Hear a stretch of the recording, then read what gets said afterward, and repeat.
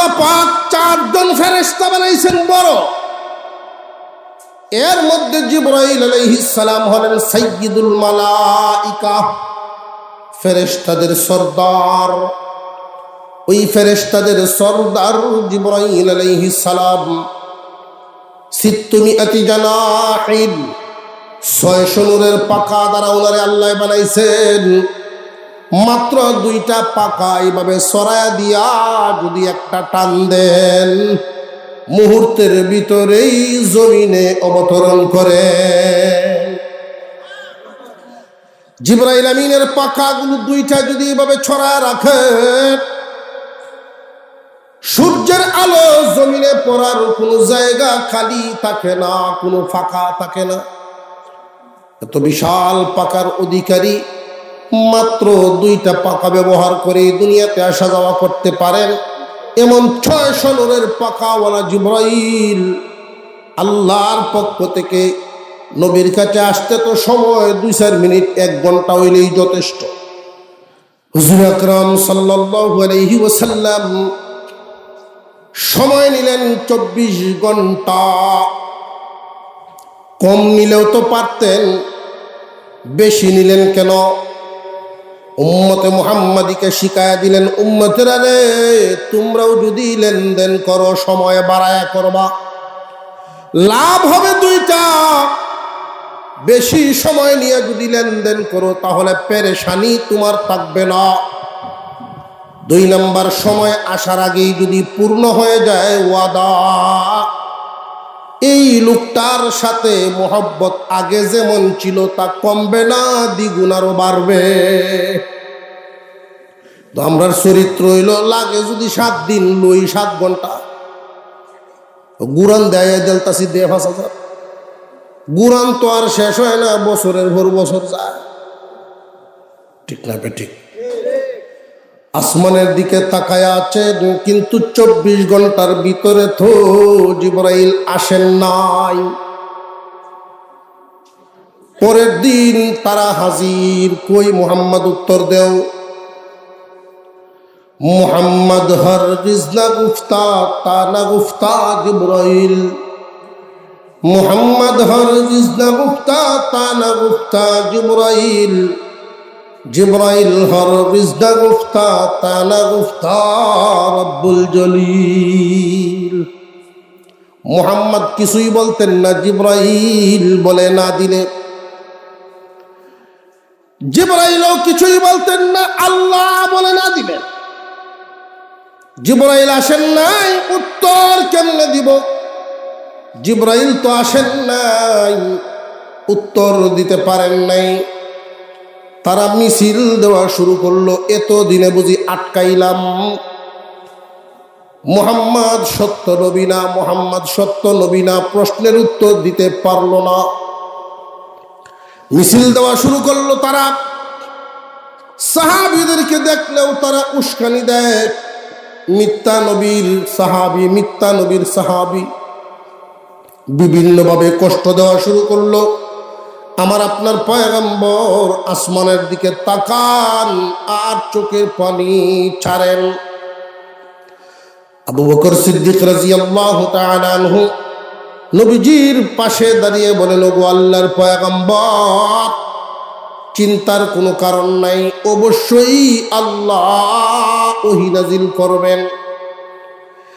1 দিন 2 দিন 3 দিন এইভাবে 14 দিন চলে গেল। 14 দিনের ভিতরে কোনো ওহী নাজিল হয় নাই, জিবরাইল আমিনও আসেন নাই। এই সুযোগে নবীজির আপন চাচি, পাশের ঘর, আবু লাহাবের স্ত্রী, তার নাম ছিল উম্মে জামিল। ওই মহিলা এক তো নেতা আবু জেহেল আবু লাহাবের স্ত্রী, আর এক নেতা আবু সুফিয়ানের মেয়ে। কি পরিমাণ পাওয়ার তার! ঘুরতেছে মানুষের ঘরে ঘরে গিয়ে বলে, তোমরা শুনছনি আমার সাথের ঘর মুহাম্মাদের ঘর। আসমান থেকে একটা শয়তান আসতো, এখন আর আসে না। আর হুজুরে কন্যা আল্লাহ মুহাম্মদকে ভুলে গেছে, তার প্রতি নারাজ হয়ে গেছে। আল্লাহ মুহাম্মদকে ভুলে গেছে, আল্লাহ তার প্রতি নারাজ হয়ে গেছে। যেই মাত্র এই কথাটা বলল, আমার আপনার পয়গম্বর সেজদায় পড়ে গেলেন। সত্যি কি আল্লাহ আমারে ভুলে গেলেন নাকি আমার প্রতি নারাজ হয়ে গেছেন নাকি? এই কথাটা শোনার পরে আমাদের কাউকে যদি কেউ বলে যে আল্লাহ তোমারে ভুলে গেছে, আমাদের তেমন কষ্ট লাগবে না। কারণ আল্লাহর মহব্বত যার অন্তরে যেই পরিমাণ, ধাক্কাটাও লাগবে তার সেই পরিমাণ। যেই মাত্র শুনছেন আল্লাহ মুহাম্মদকে ভুলে গেছে, তার প্রতি নারাজ হয়ে গেছে। 14 দিন পর্যন্ত এদিকে আবার ওহিও বন্ধ হয়ে গেছে। উনি অনুমান করে নিছেন সত্যি কি আল্লাহ আমাকে ভুলে গেলেন নাকি। সেজদায় পরে কান্না শুরু করলেন, এমন লম্বা সেজদা দিলেন আমার আপনার পয়গম্বরের চেহারা মুবারকে রক্ত জমা হয়ে গেছে, রক্তে লাল হয়ে গেছে চেহারা মুবারক। এমনি জিবরাইল আলাইহিস সালাম আগমন করেন আর বলেন, নবীজি মাথা উঠান, আল্লাহ রব্বুল আলামিন আপনার উপরে ওহী নাজিল করেছে। মাথা উঠাইলেন, ও জিবরাইল 14 দিন হয়ে গেল, তুমি কেন আসো নাই? জিবরাইল আমিন বলেন, হুজুর আপনার কাছে আসার জন্য আমিও পাগল পারা হয়ে থাকি, আল্লাহর হুকুম ছাড়া তো কদম বাড়াতে পারি না। 14 দিন হয়ে গেল আল্লাহ হুকুম দেন নাই, আর আমিও আপনার কাছে আসতে পারি নাই। আল্লাহ কেন হুকুম দেন নাই? আল্লাহ কি দেখেন না মক্কা নগরীর অবস্থা?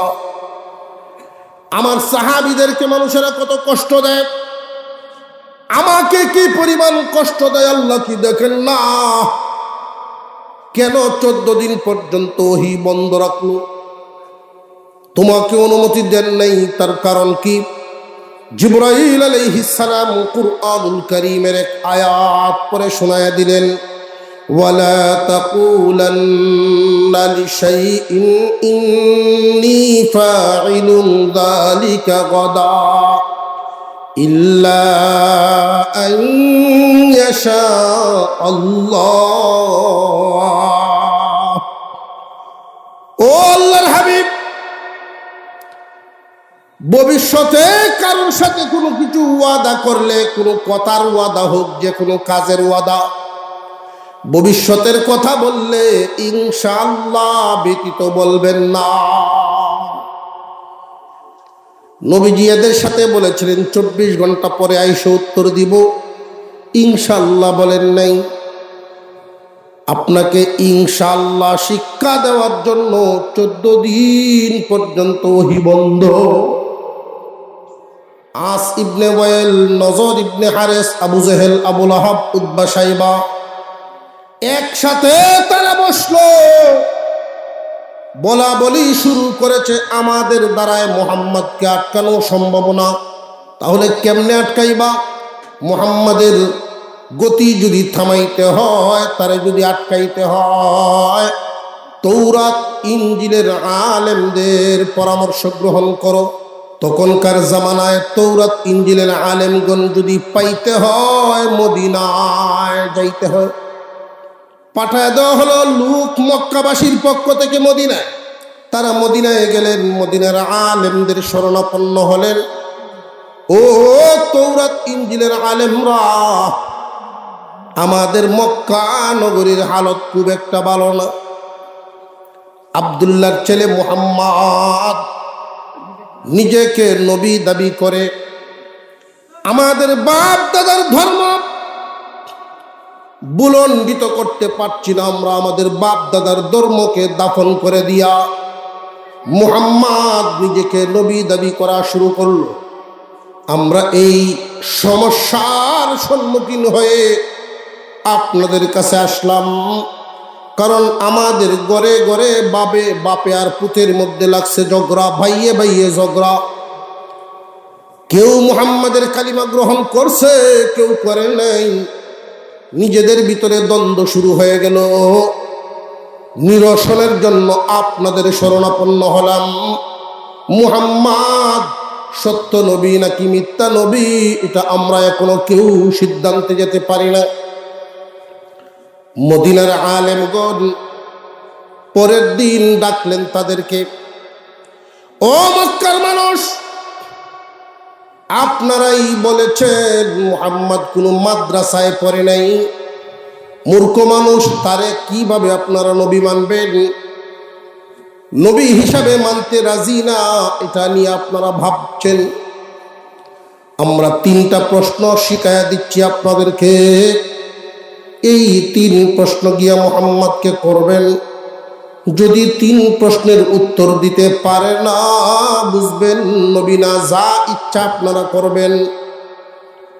কিন্তু পড়াশোনা করে নাই এমন একজন মানুষ যদি 3 প্রশ্নের উত্তর সঠিকভাবে দিয়া দেয়, তাহলে মনে করবেন মুহাম্মদ কোনো সাধারণ মানুষ নয়, তার কাছে আল্লাহর পক্ষ থেকে ওহী নাজিল হয়।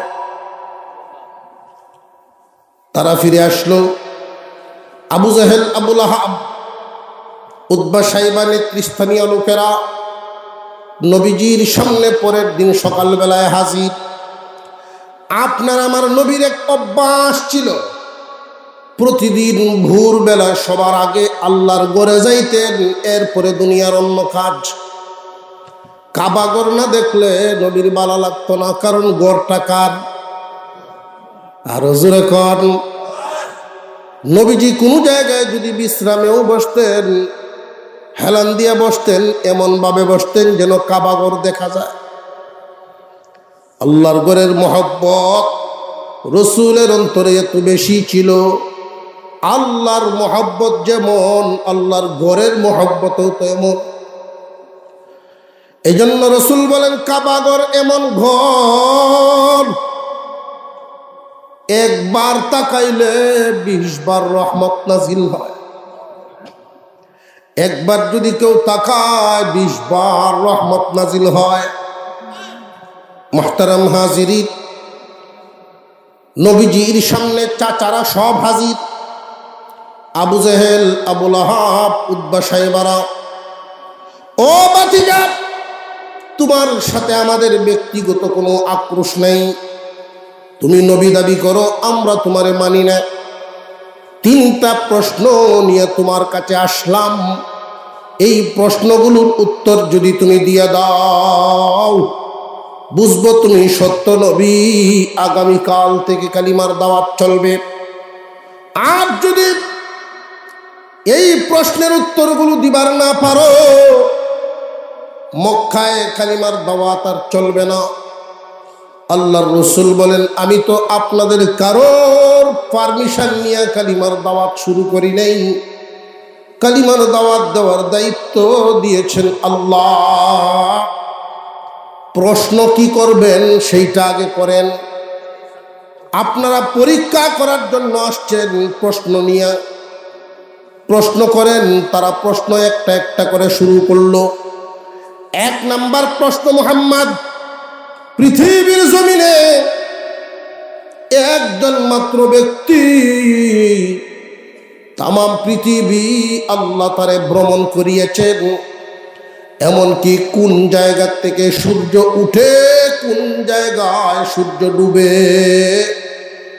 আল্লাহ তার নিজের চোখে দেখাইছে। সূর্য উঠে আমরা ছোটবেলায় ভাবতাম, এখন তো সূর্য ওঠার টাইমটা অনেকে দেখতেই পারি না, ঘুমে। সূর্য যখন উঠে আমরা মনে করি আমাদের পূব সাইডে যেই গ্রাম, এই গ্রামের ভিসিতে ওঠে। ঠিক না বিটে? সূর্য যখন ডুবে তখনও আমরা মনে করি আমাদের পশ্চিমের গ্রামের ভিসিতে ডুবে।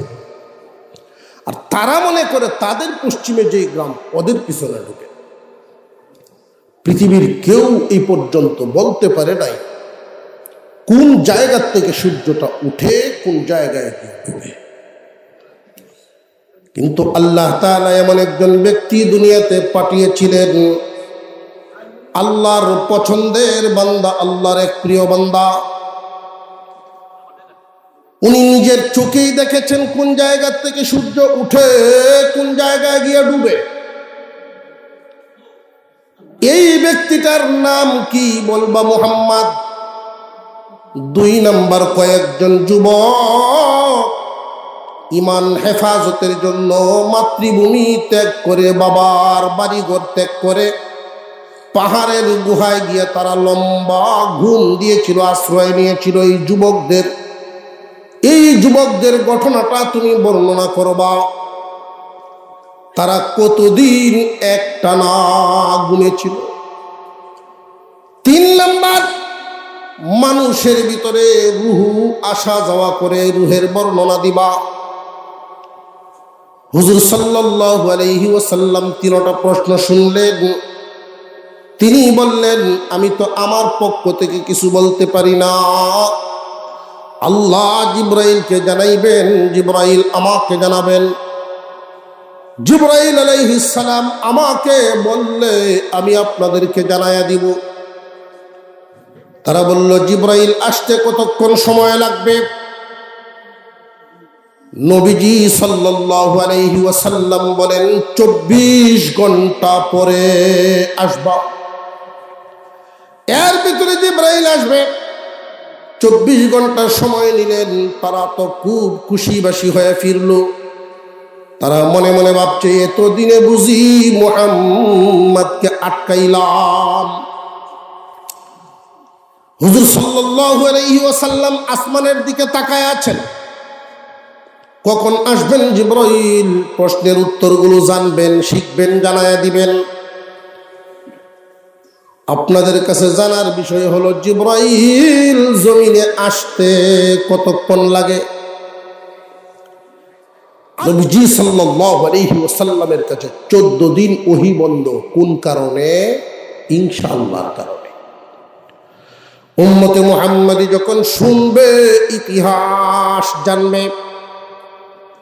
ইনশাআল্লাহর জন্য আমার পয়গম্বরের কাছে 14 দিন ওহী বন্ধ ছিল।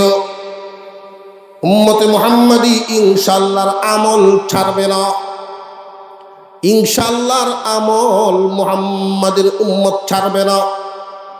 ভবিষ্যতের কোন ওয়াদা করলে ইনশাআল্লাহ বলিয়া করা। নিয়ত যদি সহি থাকে, ওয়াদা পূরণ করার নিয়তেই ইনশাআল্লাহ বলিয়া ওয়াদা করে, তাহলে কোনো কারণে যদি ওয়াদা ভঙ্গ হয়, ওয়াদা ভঙ্গের গুনাহ হবে না। ইনশাআল্লাহ বলিয়া ওয়াদা করেছে, ভিতরেও তার নিয়ত ঠিক আছে। আল্লাহ রাব্বুল আলামিন তার এই ওয়াদা পূরণের পিছনে সাহায্য নাজিল করবেন। 1 নাম্বার লাভ, ইনশাআল্লাহ বলিয়া ওয়াদা করলে ওয়াদা পূরণের পিছনে সাহায্য করবেন কে? যদি ওয়াদা পূরণ না হয়, সাধ্য অনুযায়ী চেষ্টার পরে ওয়াদা পূরণ হয় নাই, আল্লাহ রাব্বুল আলামিন তার আমলনামায় ওয়াদা খেলাফির গুনাহ লিখবেন না। মুহতারাম হাজিরিন, আমার আপনার পয়গম্বর সেজদা থেকে মাথা উঠালেন, ইনশাআল্লাহর সবক গেল। এরপরে তিনি বলা শুরু করলেন, আপনার অন্তরে যে ধাক্কা পেয়েছেন, আল্লাহ রাব্বুল আলামিন সূরা নাজিল করে সূরাতুদ দুহা কারা নাজিল করেছেন, আগে শুনেন। ওয়াদ-দুহা ওয়াল-লাইলি ইযা সাজা মা ওয়াদ্দাআকা রাব্বুকা ওয়া মা ক্বালা ওয়ালাল আখিরাতু খায়রুল লাকা মিনাল উলা। ও পয়গম্বর, ওয়াদ-দুহা দিনের মূল্যবান গুরুত্বপূর্ণ একটা সময়ের কসম। ওয়াল-লাইলি ইযা সাজা, নিজুম রাতের কসম। 2টা সময়ের কসম খাইলেন, রাতের এক সময়, দিনের এক সময়। দুইটা সময়ের কসম খায়া আল্লাহ ইঙ্গিত দিলেন, ও দোস্ত, আপনার উপরে ইহসান করার জন্য আল্লাহ ওহী বন্ধ রেখেছেন। 14 দিন ওহী বন্ধ রেখেছেন।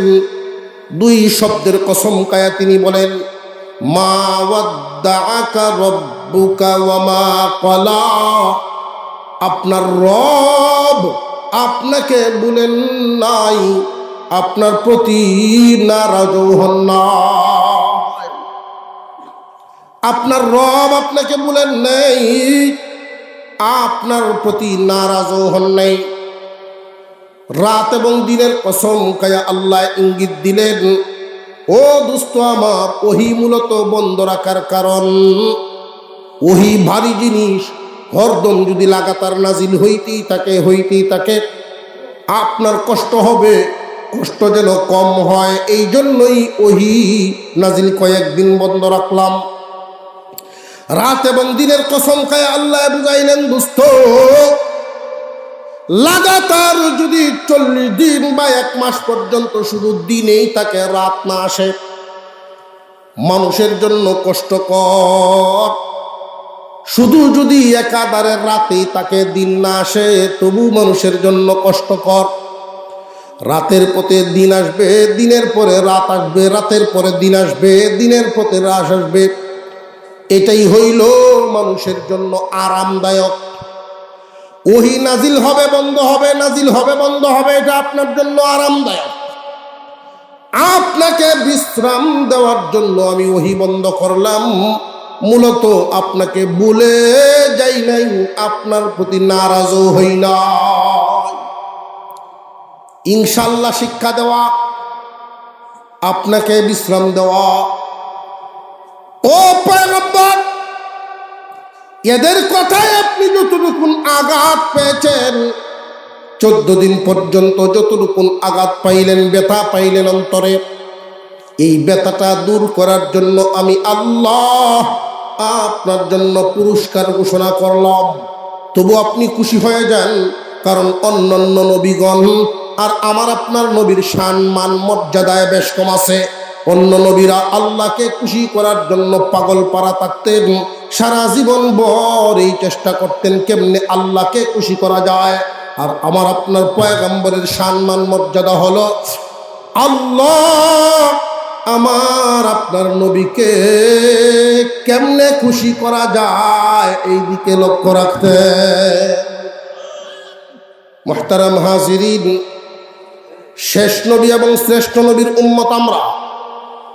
এই নবীর উম্মতের মর্যাদা নবীর কারণে অনেক বেশি।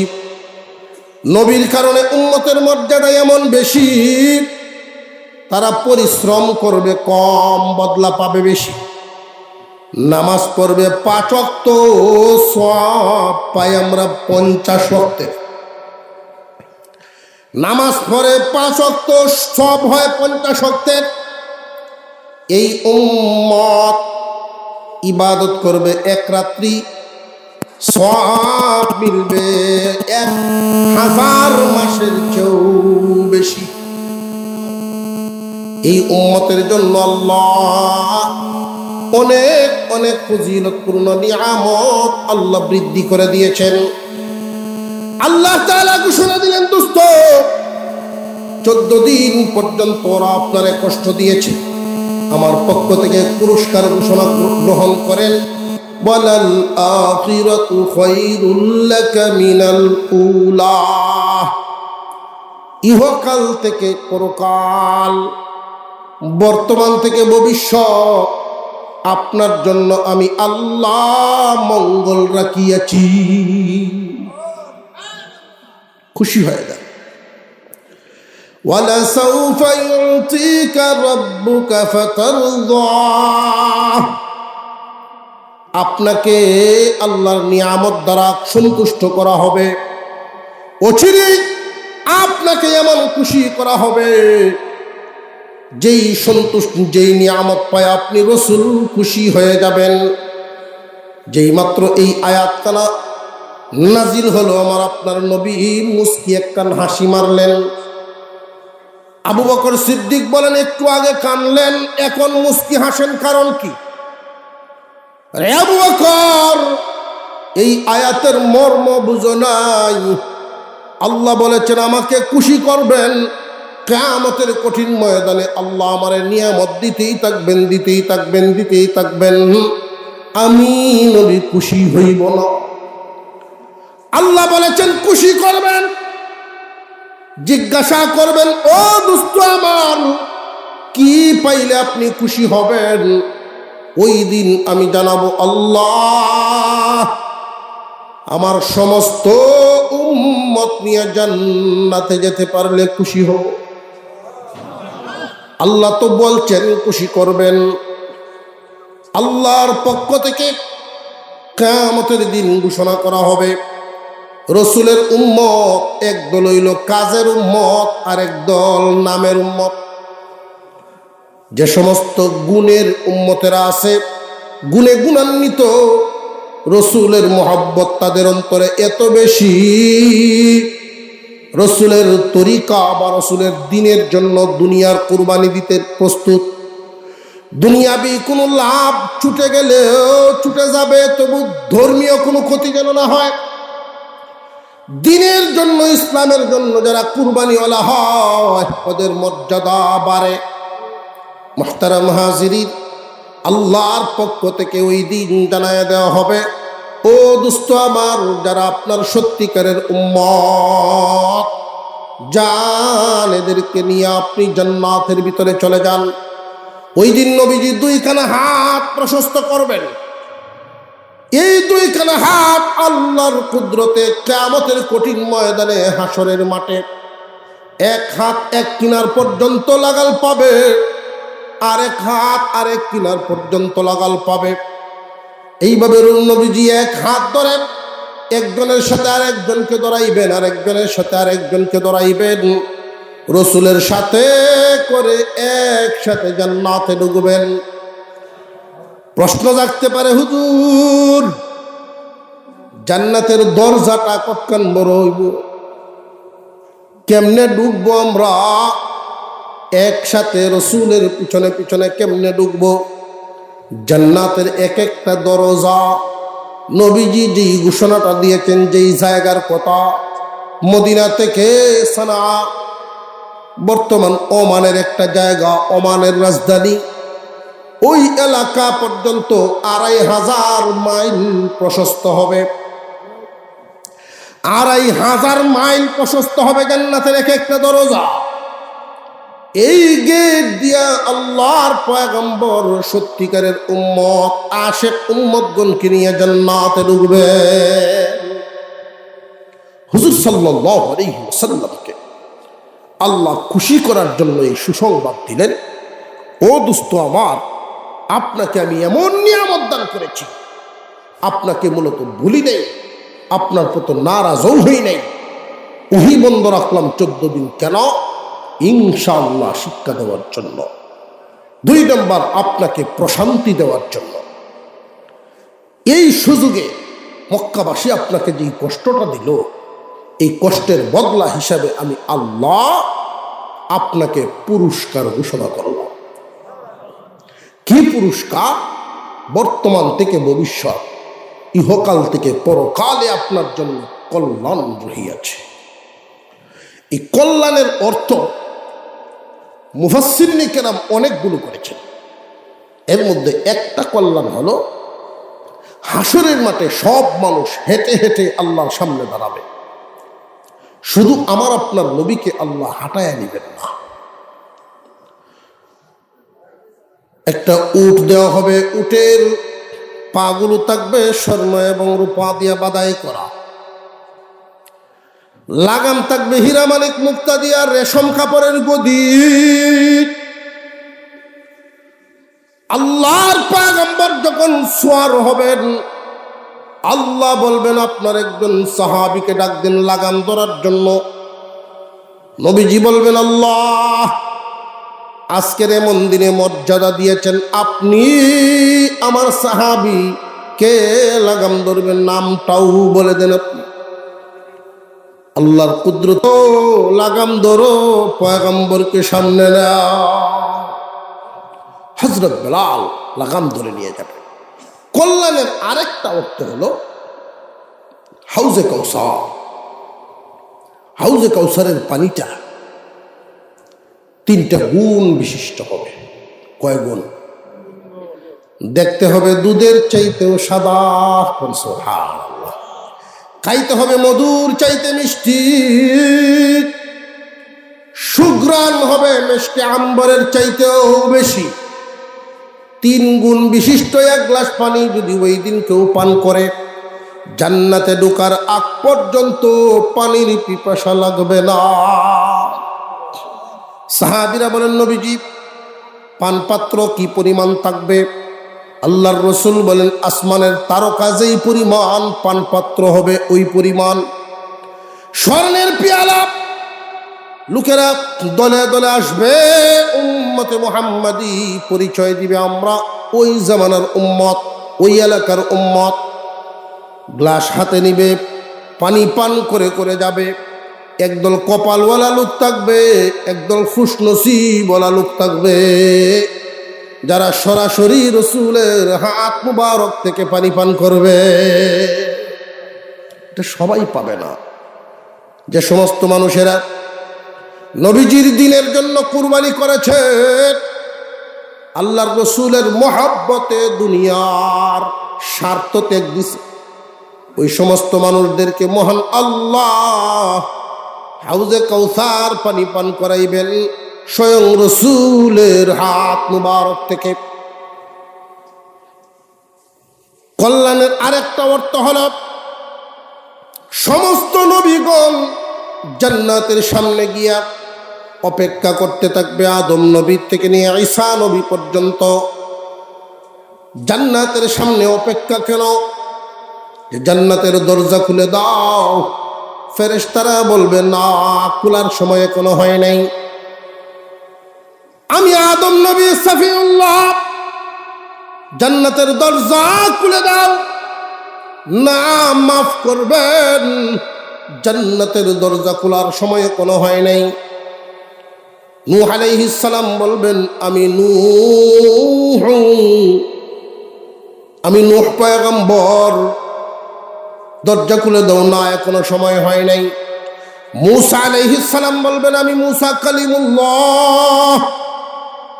না, এখনো না।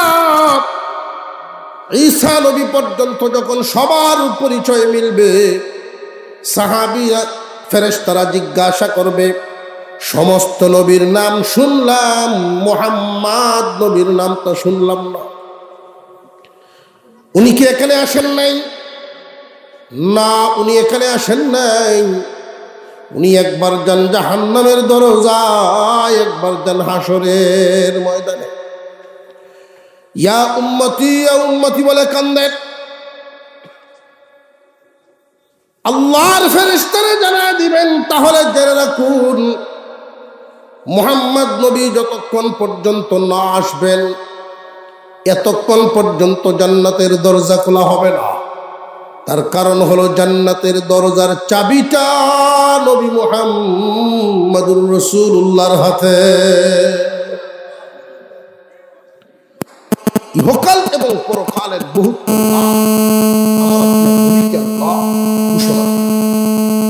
ঘোষণা করার পর যখন রাসূল খুশি হলেন, তখন আল্লাহ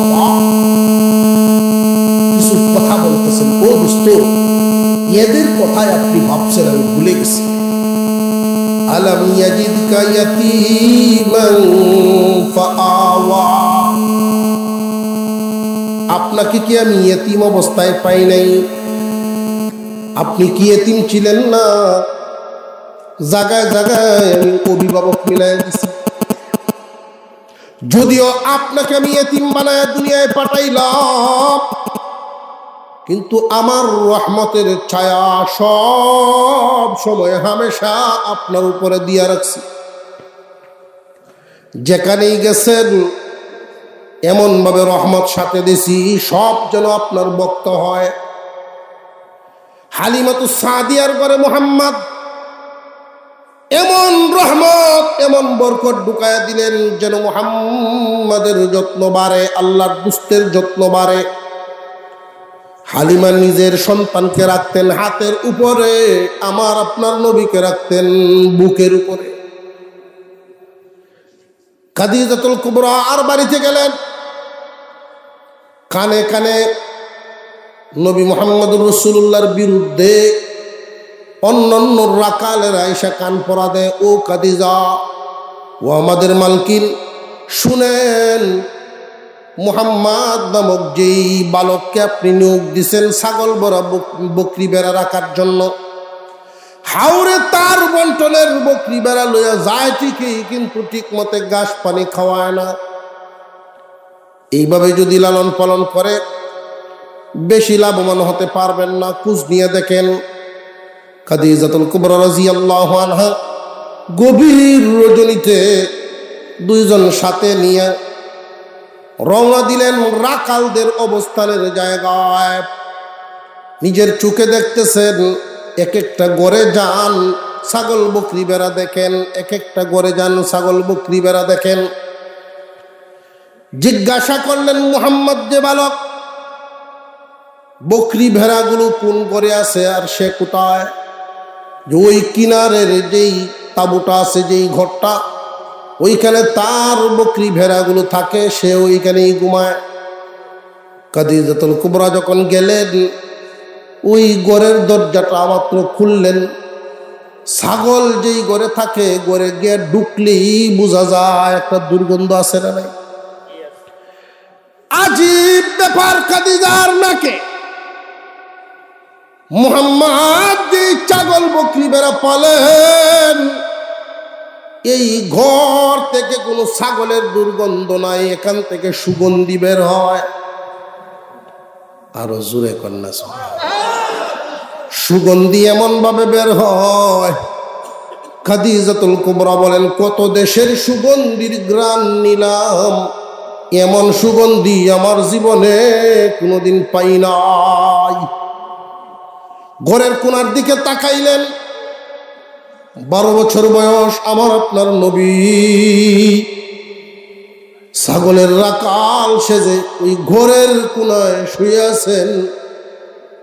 ঘুমন্ত বালক শিশু মুহাম্মদ।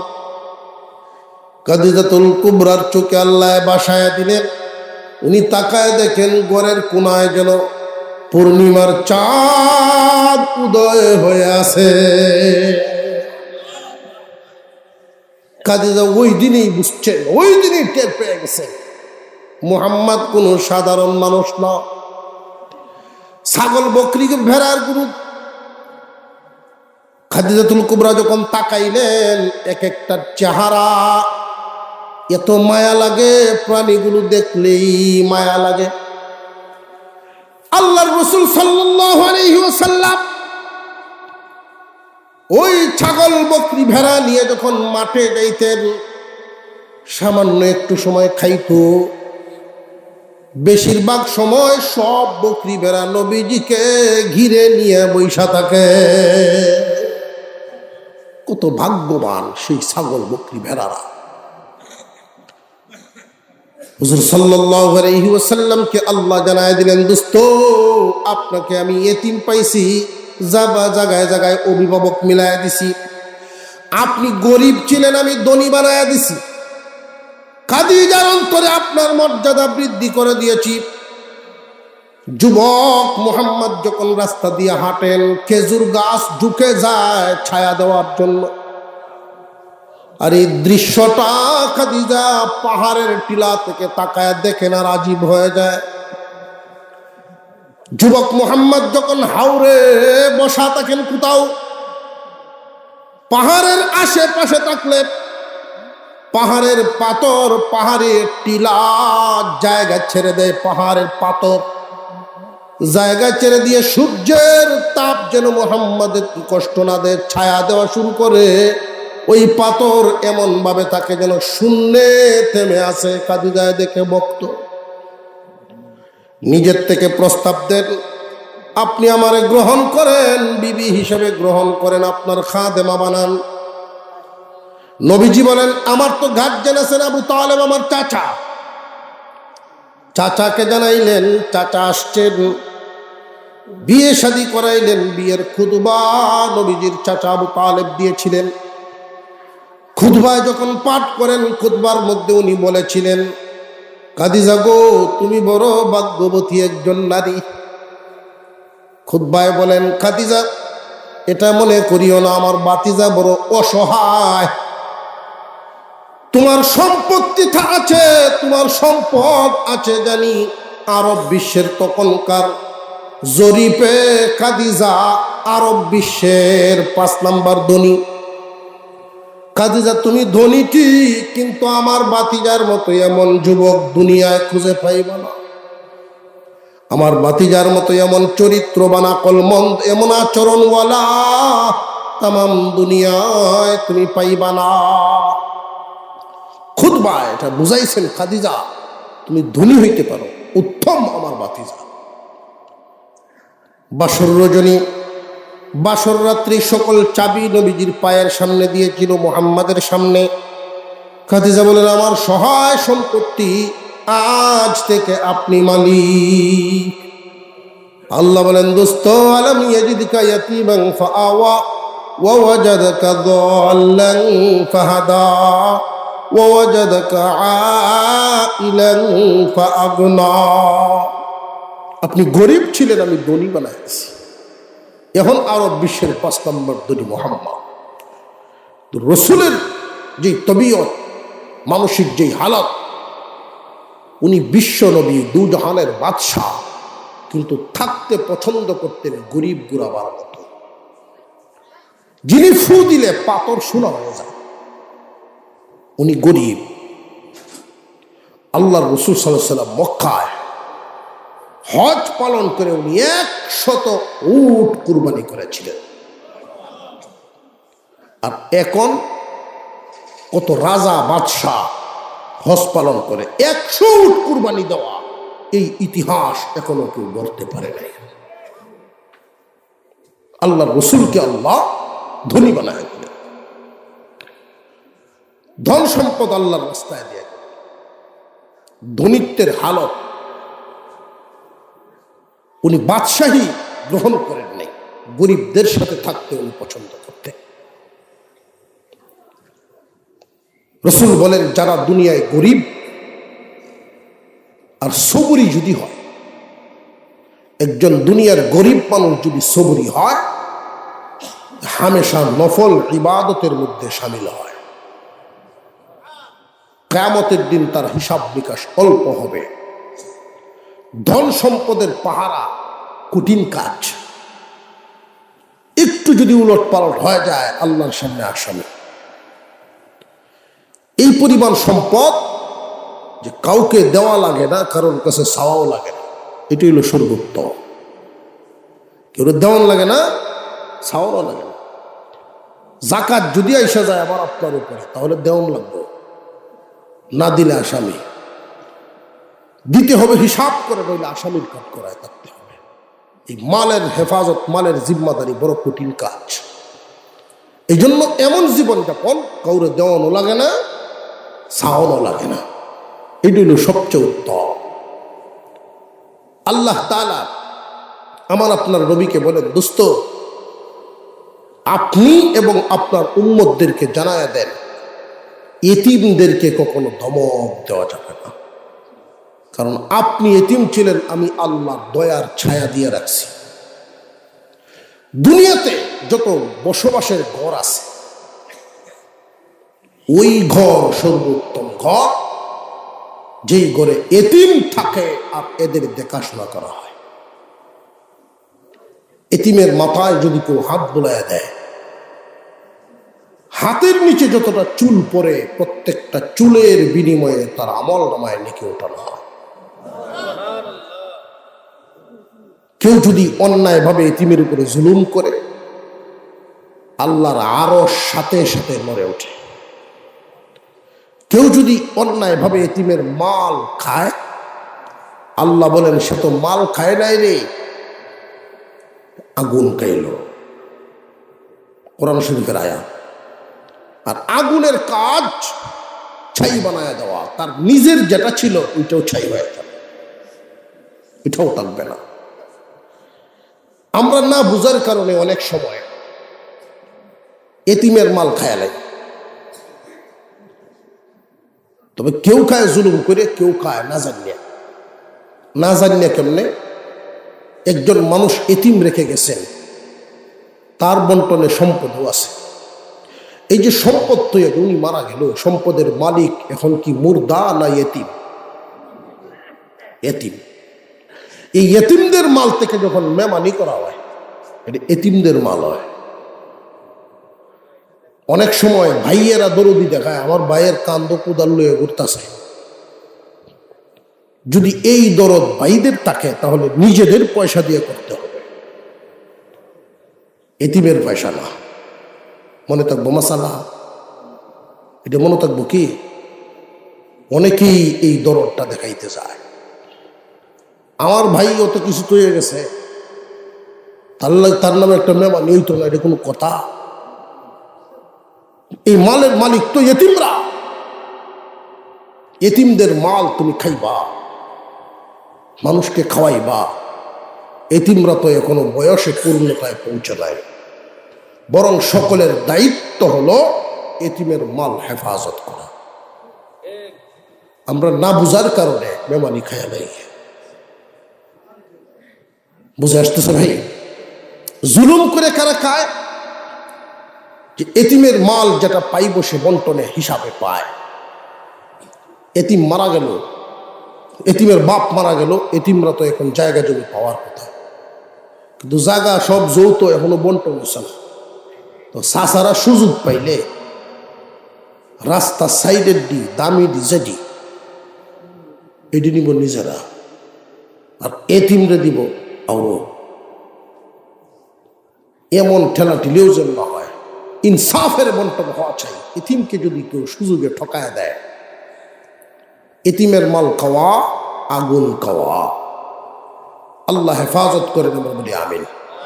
আরো জোরে বলেন আমিন। এই তিনটা প্রশ্নের উত্তর আল্লাহ পাক জানায় দিলেন। দোস্ত, আপনি বলেন, যেই মানুষটা তাম পৃথিবী ভ্রমণ করেছিল, লোকটার নাম যুলকারনাইন। তাম পৃথিবীর রাজত্ব তারে দান করা হয়েছিল। তাম পৃথিবীর রাজত্ব পরিচালনা করার জন্য আল্লাহর ওই বান্দাকে একটা মুজিজার ঘোড়া দান করেছিলেন। ওই ঘোড়ায় চড়ে যখন উনি চাবুক মারতেন, প্রতিটা কদমে 1600 মাইল করে যাইত, প্রতি কদমে। এই ঘোড়ায় চড়ে তিনি তাম পৃথিবী ভ্রমণ করলেন। আল্লাহর ইচ্ছায় সূর্য উদিত স্থান থেকে অস্তমিত স্থান পর্যন্ত আল্লাহ তারে দেখাইছেন। লোকটার নাম ছিল যুলকারনাইন। 3 নাম্বার প্রশ্নের উত্তর। 2 নাম্বার, কয়েকজন যুবক মাতৃভূমি ত্যাগ করে তারা গুহার ভিতরে যে ঘুমন্ত ছিলেন, কতদিন ঘুমাইছিলেন আপনি জানায় দেন? 300 বছর, অতিরিক্ত আরো 9 বছর। এই 300 বছর আবার অতিরিক্ত 9 বছর কেন? যে ওরা প্রশ্ন শিখায় দিছে, যারা তাওরাত ইনজিলের আলেম, তারা দিনের গণনা করে সূর্যের হিসাবে, ইংরেজি মাস। আর আপনি ইসলামের নবী, আপনি করেন চাঁদের হিসাবে আরবি মাস। আরবি আর ইংরেজির মধ্যে একটু বেশ কম আছে, খেয়াল করে দেখবেন। আরবি মাস 29 আর নইলে 30, 28 নাই, 31 নাই, ঠিক না বেঠিক? আর ইংরেজি মাস 28 আছে, 29 আছে, 30 আছে, 31 আছে। বছর ঘুরে 6 ঘন্টা বেশ কম, সারা বছর মিলে গিয়ে 6 ঘন্টা বেশ কম থাকে। আপনি জানায় দিবেন 9 বছর অতিরিক্ত থাকবে। তারা যদি গণনা ধরে আরবিটা, তাহলে 9 বছর বাড়বে। আর যদি তারা ধরে সূর্যেরটা, তাহলে 9 বছর কম, সোজা 300 বছর হবে। একটানা 300 বছর পর্যন্ত এই যুবকরা এক ঘুমে কাটায়া ছিল আল্লাহর কুদরত। গুহার ভিতরে 300 বছর পর্যন্ত কয়েকজন যুবক ঘুমিয়েছিল। প্রতি 40 দিন পরে পরে তারা করট পাল্টাইতো, মাটিয়ে যেন তাদের বডিটারে না খায়। সূর্যের আলো আল্লাহ পাক রব্বুল আলামিন কুদরতে এমনভাবে তাদেরকে বৃষ্টি এবং সূর্যের তাপ থেকে নিরাপদে রেখে 300 বছর পর্যন্ত ঘুম পাড়ায় রাখছিলেন। এরা যখন গর্তের ভিতর থেকে বেরিয়েছিল, বাজারে গেছিল খাবার আনতে গিয়ে যেই টাকা বের করে দিছে 300 বছর আগের টাকা। আজীব হয়ে গেছে না মানুষ। এরা ছিল আসহাবে কাহাফ। 309 বছর তারা ঘুমিয়েছিল। 2 নাম্বার গেল। 3 নাম্বার প্রশ্নের উত্তর, মানুষের ভিতরে রুহু আসা যাওয়া করে, রুহের কোনো বর্ণনা বিস্তারিত হবে না। দোস্ত আপনি জানায় দেন, রুহু হলো আল্লাহর একটা হুকুম মাত্র। আমরা যখন শ্বাস ছাড়ি, এই শ্বাস আল্লাহর কাছ থেকে অনুমতি চায়। বান্দায় টান দিলে আবার ভিতরে যাব নাকি বের হইছি হয়েই থাকবো। আল্লাহ যদি হুকুম দেন ঢুকো, তাহলে ভিতরে ঢুকবে।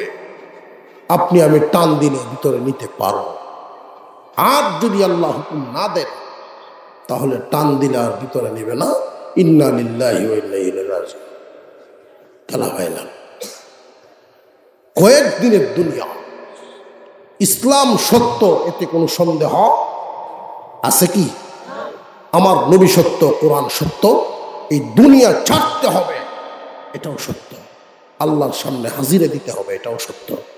এই জন্য দিনের মোহাব্বত, ইসলামের মোহাব্বত, নিজের দুনিয়া জমা জমি দল বল যা আছে সবকিছুর চাইতে বেশি করে অন্তরে বসায় রাখবেন। আল্লাহর দিনের কাজে অন্য কোনো বাধায় যেন আপনাকে থামায় রাখতে না পারে।